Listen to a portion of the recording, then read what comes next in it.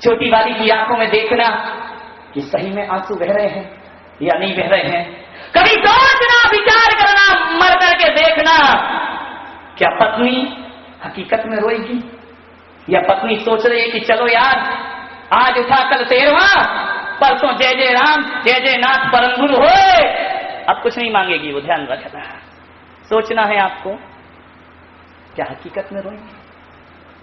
विचार कर, क्या तुम्हारा बेटा तुम्हारे बिना जी पाएगा या 2 दिन बाद वही होगा कि हजारों महफिलें होंगी, हजारों कारवां होंगे और जमाना हमको ढूंढेगा, न जाने हम कहां होंगे। विचार सोचेगा आपके लिए कितने लोग हकीकत में आंसू बहाएंगे। एक कॉपी पर नोट करते जाना और ये भी सोचना कि मैं मर गया हूं, मेरी शव यात्रा निकल गई है, मैं ढूंढ ढूंढ करके जल रहा हूं। अब 2 दिन बाद जो उठावना होना है ना, अब उस उठावने में पूरी समाज आकर के बैठेगी, श्रद्धांजलि सभा रखी जाएगी और कहा जाएगा कि भगवान उसकी आत्मा को शांति दे। लेकिन किशनगढ़ वाले इतना ध्यान रखना कि दूसरों की प्रार्थना से अपनी आत्मा को कभी शांति नहीं मिला करती है। लाख प्रार्थना कर ले पूरा शहर, अरे मरने के बाद दूसरे प्रार्थना करेंगे तब शांति मिलेगी। मैं पुलक सागर तो कहता हूं कि अरे जीते जी शांति पालो, फिर किसी की प्रार्थना की जरूरत नहीं पड़ा करती है। जीते जी जीवन को शांत बना लो।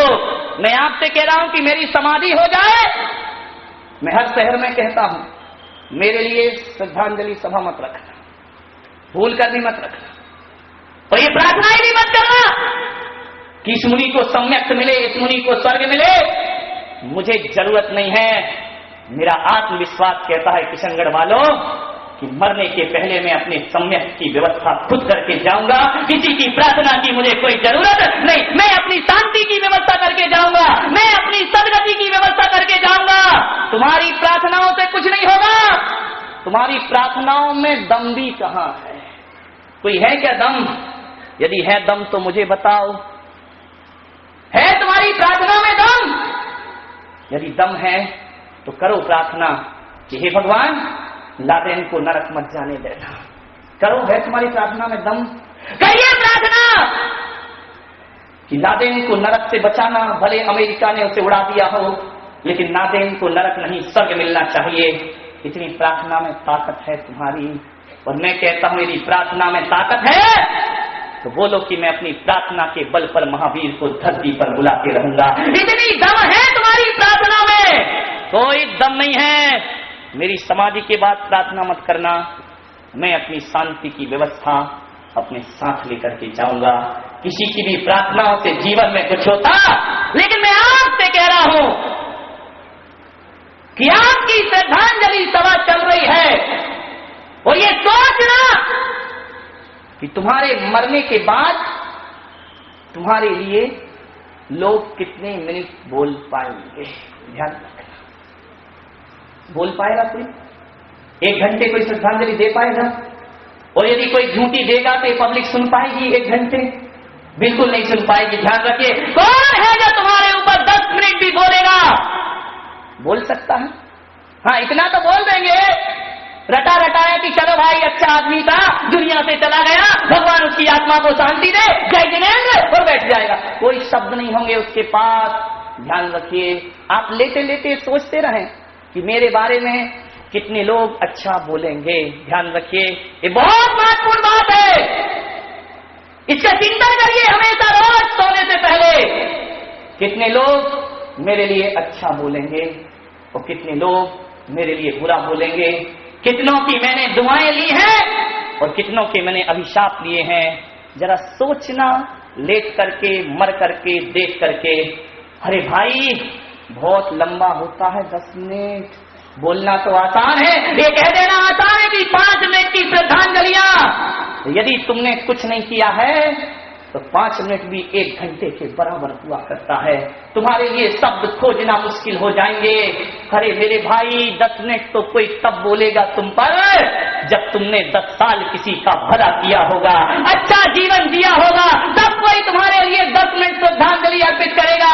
तुमने ऐसा किया ही क्या है कि लोग तुम्हारा गुणगान लिख सके? हाँ, तुम्हारे लिए 10 मिनट बोलना मुश्किल है, लेकिन आचार्य शांति सागर के लिए 10,000 पेज भी लिखे जाए तो कम पड़ जाया करते हैं। महावीर के लिए हजारों पेज लिखे जाए तो भी कम पड़ जाएगा। इन महापुरुषों का जीवन इतना महान था। विचार करिए, तुम्हारे ऊपर कोई किताब लिखी जा सकती है क्या? कौन लिखेगा तुम पर किताब? तुमने ऐसा कोई काम किया है अपने जीवन में? विचार सोचो। आचार्य विद्यासागर जी महाराज पर भी लिखने को कहा जाए तो हजारों पृष्ठ के पन्ने भी कम हो जाया करते हैं। ऐसा चरित्र उन्होंने अपने जीवन में जिया है। राम पर लिखने को कहा जाए तो आज श्री राम के नाम पर 108 रामायण है मेरे भाई। सोचिए, 108 रामायण है और हर धर्म ने राम का जीवन स्वीकार किया है। क्या हम कुछ ऐसा करके जा रहे हैं इस देश में? क्या हम अपने परिवार में ऐसा कुछ करके जा रहे हैं कि तुम्हारी बहू तुम्हारे लिए श्रद्धांजलि में 2 अच्छे भजन लिख सके कि मेरे ससुर जी कितने महान थे? यदि नहीं लिख सकते हैं तो समझना तुम्हारी जिंदगी व्यर्थ हुआ करती है। आज से तैयार हो जाइए। दुनिया में 2 चीजें ही अमर करती हैं, ध्यान रखना। 2 चीजें ही आपको जिंदा रखेगी।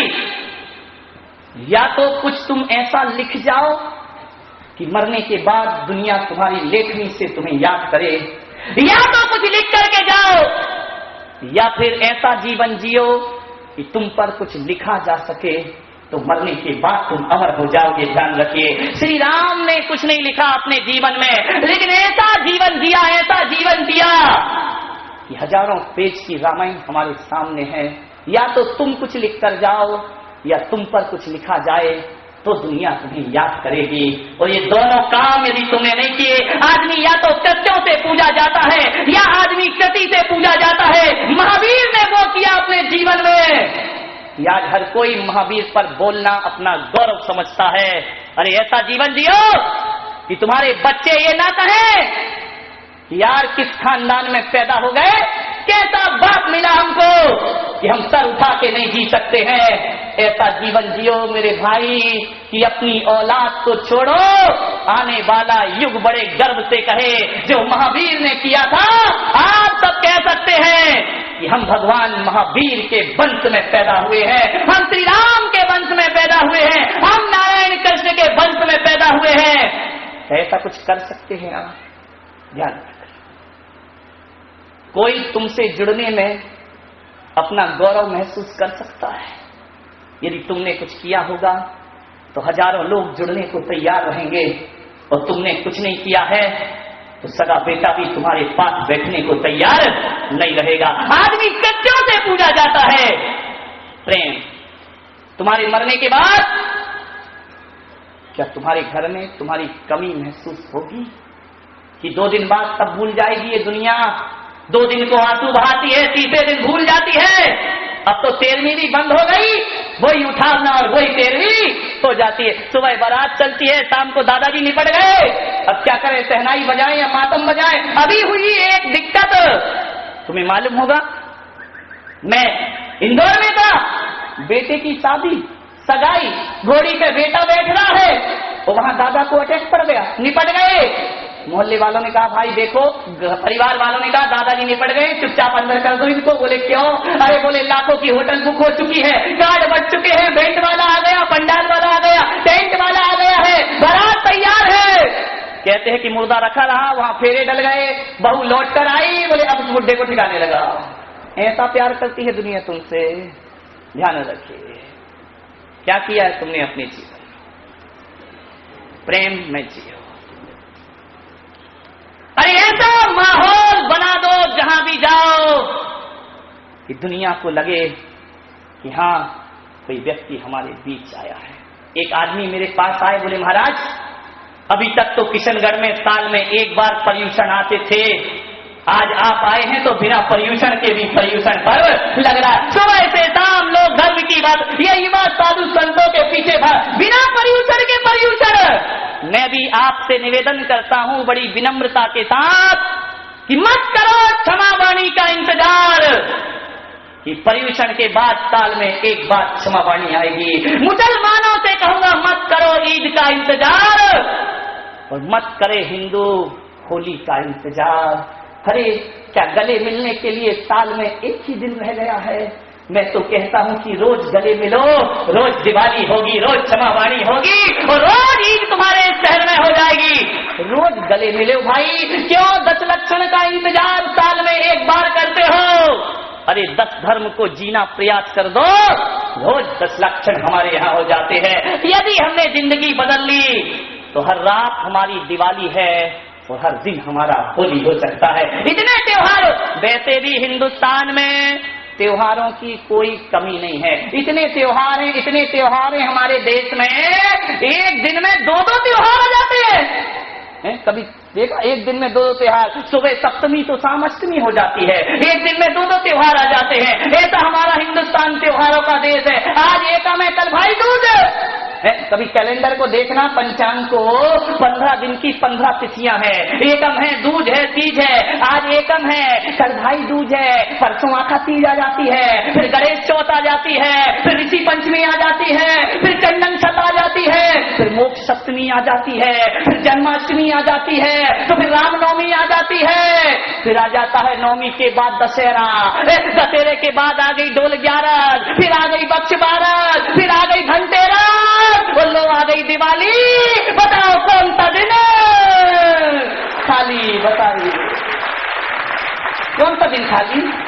हर दिन त्योहार। आ गई 14 गुरु पूर्णिमा, फिर आ गई दिवाली। अब बताओ कौन सा दिन खाली? हमेशा त्योहार है हमारे यहाँ। रोज त्योहार मना सकते हो, रोज मनाओ दिवाली, रोज मनाओ ईद, रोज मनाओ क्षमा। ध्यान, इंतजार हो, कहा सुनी हो जाए, क्षमावाणी मना लो, क्या दिक्कत है मेरे भाई? मैं एक शहर में था, पर्यूषण पर्व मने, हजारों लोग इस पंडाल में थे, सारी जैन समाज इकट्ठी हो गई। जैसे आज देखो ना, आज ही पंडाल भर गया तुम्हारा है।